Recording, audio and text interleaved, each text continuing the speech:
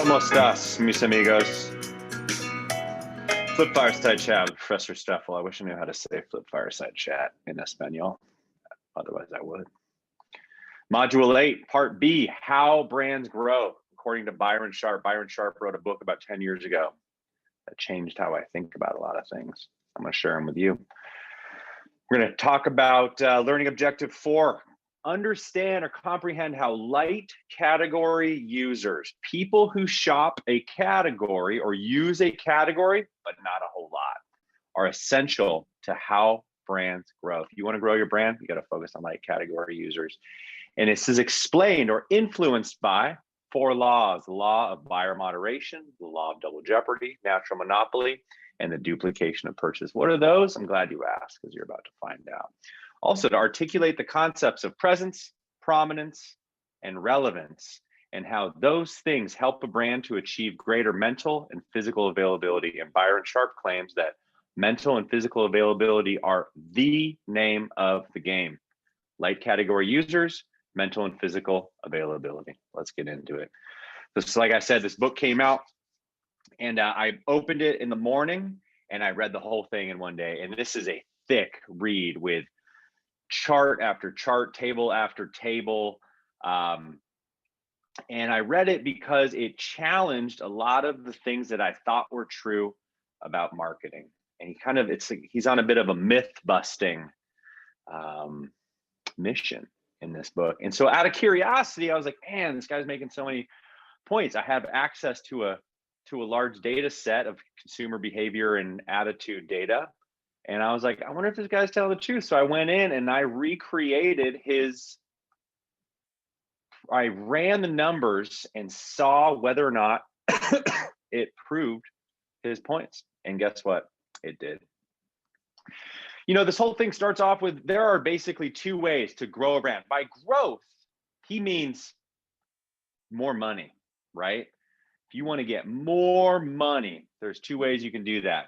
You can get more new users. You can penetrate the market and bring more of those users. You can grow your user base, or you can get your existing users to buy more often, to spend more money. A couple myths. One, you hear this a lot, and a lot of research loves to focus on heavy users, the users that know and love the brand the most. And there's something called the Pareto principle, which is the 80-20 rule. You might have heard this before, that 20% of your inputs give you 80% of your outputs. 20% of the beer drinkers drink 80% of the beer. 20% of the bugs in computer programming cause 80% of problems. You could just focus on that 20, you can win at the end of the day. And what he says is, first of all, that split is more like 60-40, right? So you actually have to focus on a larger group of people to get a smaller effect. But more importantly is this idea that there are simply just more light buyers. And even more importantly than that, it's really hard to get heavy users to use more. And so it's easier, conversely, to get light users to switch from their brand to your brand, from a different brand. So the truth, according to Byron Sharp, is to focus on penetration, specifically light category users. And really the premise of what he says is that people don't necessarily shop brands, they shop the category, right? We're going to talk a little bit about QSR, quick serve restaurants, basically fast food. And that if you go to McDonald's, you're going to McDonald's because it satisfies certain needs of cheap food, convenient, tasty, right? And if those are your needs, you're going to consider a wide variety of QSR restaurants, but you're probably going to go to McDonald's. You're probably going to consider McDonald's first. So he's talked about the law. He has these laws of growth. He has a longer list, but these are the ones that I think are most pertinent to this argument. First, the law of buyer moderation. I'm going to spend a little bit of time on this one on this slide. That buyers regress to the mean. What does that mean? Lighter buyers will become heavier, and vice versa. Your heavier buyers would become lighter. That basically what he's saying is that unless you were to do a panel of survey respondents, meaning it's the same people that you survey at time 1, time 2, time 3, or year 1, year 2, year 3. If you're just surveying people at any time, it looks like you have a certain amount of people who are heavy, a certain amount of people who are medium, and a large amount of people who are light. But the thing is that if you look at different times, some people at one moment are light, and then they move into heavy, and then they might move back to medium, they might move back to heavy, and then they might leave the category entirely. And what he basically says is to like find and cultivate these light, medium, and heavy buyers is really a silly waste of time. At the end of the day, everyone becomes an average user if you track them over time. So focusing on these groups is futile. Focusing on these heavier and medium groups becomes futile. He talks about the law of double jeopardy. I'm not going to go through this because we're going to go through it in more detail. The natural monopoly law and the duplication of purchase law. Let's get into the content. We're talking about Del Taco. And if you don't know, if you're from Southern California or kind of the West, you've probably heard of Del Taco. You might have been to Del Taco. A lot of people think like Del Taco is the other Taco Bell that never just quite made it. They're not a small brand. They have 596 restaurants. Each restaurant makes about $1.5 million in sale. They've been around for 55 years. They're kind of funny. They sell burgers, but it's like Del Taco, right? So they sell tacos and fries. They're kind of American food, but I think most people think of it as, you know, a Mexican food alternative. So the law of double jeopardy basically states that big brands win twice. That if you are a brand with less market share, meaning you have a smaller user base, you will also have fewer, your buyers will buy you less often. Said the other way, if you're a large brand, you're going to win once because you're going to have a larger user base, but also that user base is going to buy you more frequently. You're going to win twice. Here's some evidence on that. It's first explained by the natural monopoly law, which is that larger brands attract more light users. Smaller brands have more heavy category users with larger repertoires. What on earth does that mean? McDonald's, if you look here, this average, so McDonald's has a larger market share that according to my data set, about 44% of people ate McDonald's in the last 30 days. But if you looked at across all of those eaters, they came to an average of 17 visits. If you look at a brand like Del Taco, which has a much smaller share, their average visits are higher. Why is that? Because the people who eat Del Taco tend to be heavier users of the category in general. And what happens is they get burnt out on McDonald's and they get burnt out on Taco Bell and Burger King, and they just like to eat everywhere. Let's think of this in terms of television shows. Think about ratings. A show with a 1 rating reaches 1% of that target audience with that particular episode. A show or an episode with a 4 rating reaches 4%. An 8 rating would reach 8% of the population. I'm going to make this number up. I'm probably wrong, but I think Super Bowl is like a 20, right? Like 20% of the population watches Super Bowl at any given year. Who watches Super Bowl? Is it only the football fans? No, it's everybody, right? So a large show with a large penetration and a high rating has more light users. If you think about The Office and The Voice, all these shows, the people who, or The Bachelor, right? The people who watch this are people who they watch pretty much this show, maybe a couple others, but by virtue of the fact that it has a high rating, that means that it's attracting more light users. The shows with low ratings, those obscure shows like Mountain Hunter, those people tend to watch a lot of TV. And what's happened is they also watch the highly rated shows, but they move over and they watch some of the low rated shows as well. That's the natural monopoly law. Then we talk about winning twice. So first of all, a larger brand is just by virtue going to have the majority of the light category users, almost by definition. And then this other phenomenon happens, which is as a brand grows, it also gets more frequency. So if you look at this chart on the x-axis, the number of adults who visited in the last 30 days, as that goes up, aka market penetration, you'll see the average number of visits in the last 30 days of that particular restaurant goes up as well. So McDonald's has 45% of the population who eats on average 3.5 times versus I think this was like A&W has 5% penetration and they eat on average 1.5. right? Why is this? Because McDonald's has more stores and it's more memorable. So what happens is the light users go there and people go there whenever they have a hankering for fast food. You're as a larger brand, McDonald's is more likely to be selected more often. So if you want to grow your brand, you grow your user base among light users, and then you'll win twice. If I was to ask you, who's Del Taco's #1 competitor? Most people would say Taco Bell. What if I told you it's actually McDonald's, Burger King, and these other larger brands, Subway? This is explained by the duplication of purchase law, that all brands in a category share their customer base with all other brands in that category in proportion to their size, and that smaller brands share more. So the takeaway here is that growth is not about targeting a specific competitor, but drawing customers from all brands in proportion to their share. It's a bit of an eye chart, but I'm going to help explain it. Here we've got buyers of McDonald's, Taco Bell on down. Larger brands down to small brands. 44% share in the last 30 days, down to 3% share.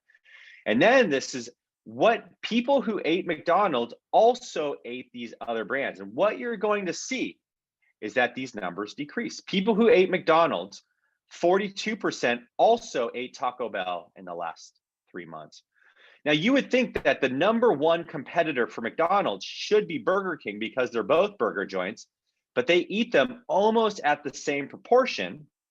And then Subway, KFC. So the smaller a brand is, the more that they share with a larger brand. Taco Bell, which is a smaller brand than McDonald's, right? Almost by half. That 28% of the population ate Taco Bell, but 66% of the Taco Bell eaters also ate McDonald's in the last 3 months. Why? Because McDonald's is the biggest brand. 45% ate Burger King on down.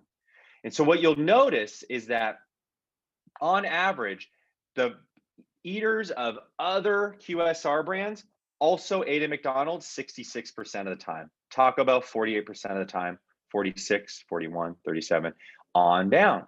And it really doesn't have much to do with the type of fast food restaurant that it is. It has to do with the fact that it's part of this category and it's whether the brand is big or small. So if you want to grow your brand, you're going to grow it from equal proportion from every single competitor in your competitive set if you're doing things right. So those are the laws. And basically what Byron Sharp says is that if you want to grow your brand, focus on light category users, and then you need to focus as far as a target, right? Light category users as your audience. And then it's about building physical and mental availability. What does that mean? Physical availability means I got to be able to access your products. It's got to be easy to get. In the case of fast food, it's lots of restaurants, delivery, making it really readily accessible.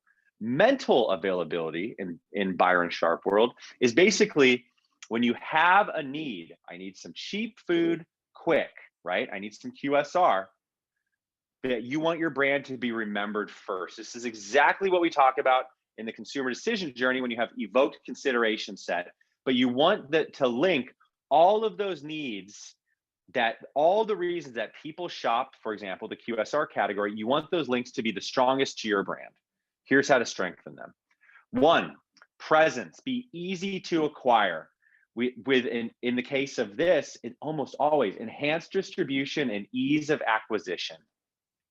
More locations, more stores, more markets, easier ordering, faster delivery. This is what Amazon's in the business of. Their presence is so strong that if you ever want an item, that Amazon makes it so easy to acquire. There's a McDonald's everywhere.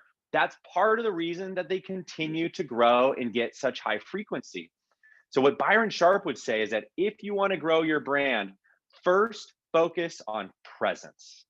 Focus on being accessible and easy to acquire as often and as many places as you possibly can. Start with a region, grow that region, grow to the country, grow to the world.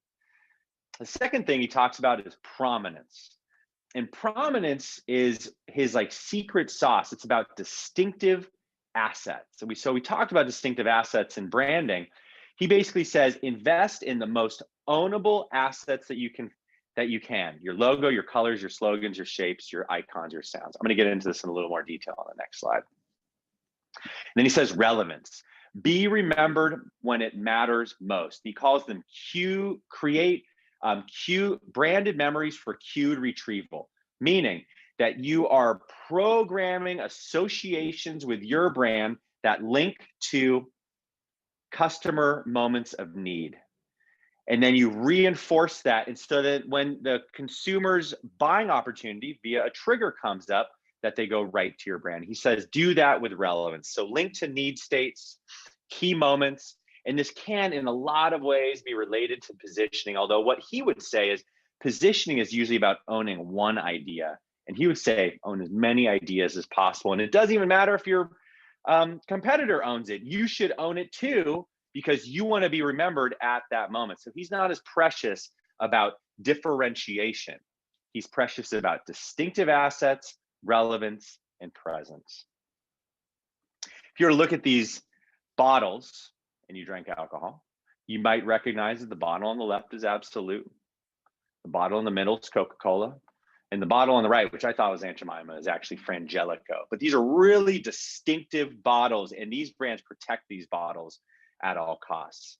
And what Byron Sharp would say is that think of your distinctive assets across these two axes. Fame, how high of awareness do you have of this particular element, and how unique is it? And if you're over here highly unique and highly famous, you gotta make this your number one priority to use these all the time. If you're highly unique and not very famous, you might consider investing. If you're famous but not unique, don't spend any money on this. And then if you're down here, ignore or test it. And here's what he means. So if you look at the red label, Johnny Walker Red Label whiskey, that there's a bunch of distinctive assets in this. There's the color red. Well, this color red isn't all that unique and it's not all that famous, right? So he would say, don't put all your eggs in building more equity around that basket, or test it to learn some more. But the Johnny Walker walking guy has pretty high fame and very high uniqueness. He would say, use this all the time. Same with the label, high fame, high uniqueness. Keep walking is the slogan. Now that has high uniqueness. No other brand is using that, but it has kind of low-ish fame. So he would say, you have an opportunity to invest in this more through your communications for cued retrieval. These are going to be the types of things that consumers are going to access when they see your product on shelf, or when they think of you in a moment when they need booze, right? Another thing for relevance, and Kit Kat candy brands do this really well, is linking their brand to certain moments or need states. And so Kit Kat's really good at this. They said, give me a break. Now, what's so genius about that is it's, first of all, it's a functional attribute of the brand. You break them off, right? So it's a memory of how you eat it. But they also link it to when you need a break from life, when you need a break from work, when you need a break from your spouse, break me off a piece of that Kit Kat bar, right? And so they're linking this moment in your day of taking a break to the habit of breaking the Kit Kat bar, so you can remember it at the right time and hopefully go purchase it if you have enough presence. So that is it for Byron Sharp, How Brands Grow. We talked about light category users and how they are absolutely essential to growth, and that their influence are explained by the laws of buyer moderation. Everyone regresses to the mean. The law of double jeopardy, that you win twice by being big because you have a larger proportion of people, but that larger proportion also buys more often. Natural monopoly law, meaning that larger brands have more light users. And the duplication of purchase law, which basically says that people shop your category, not necessarily the type of brand, to the extent that the brands, to the size of the brand, not the type of the brand.